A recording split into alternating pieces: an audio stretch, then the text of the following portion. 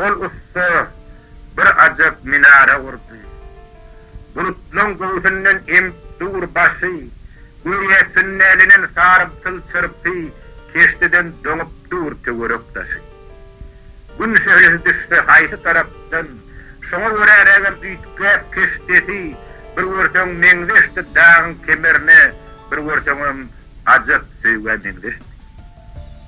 Gün dağa dulanyp iňrik garalyp, ýaganly asmandan akmaýan süýdi, ul uzun minara, sirdan minara, ýatladyp uzun moý ak telpek ýigdi, goýa bir gözele garaşýan ýaly, nihe gozgan ýardy, nisizlýärdi, goýa gudagyna doljuk gözele aýtmagy iň ajap sürgüzlýärdi.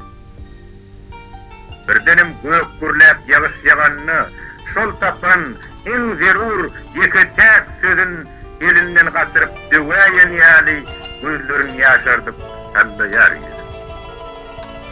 Bulut köçüp ýagyş diňýärem göli, duşuşanny gyýzlaň seresi bilen ýylgyrýar, dodogy dony telpebi omdy döşe tutuş gurusy bilen. Belendor, şonu da öz belentligin peýdalanyp ýürmän öz derdi üçin özüne sindirip yüzden biresin galanyň seçýärdi, ýylderdi üçin. Dünýä tomus gelip galanna toprak, goýa emip bulutlaň göwsün, ýanyp duran ülkän dip tepesinden üfleýän ýalydy salkynyň göwsün.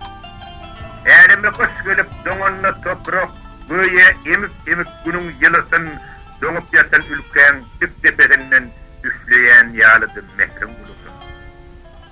Kim onuň ustasy? Adym bilýän ýok. Ol barada diňe bir zat belli. İl ogludy, il derdini çekerdi, tüs ustady, bir gün adymdan öldü.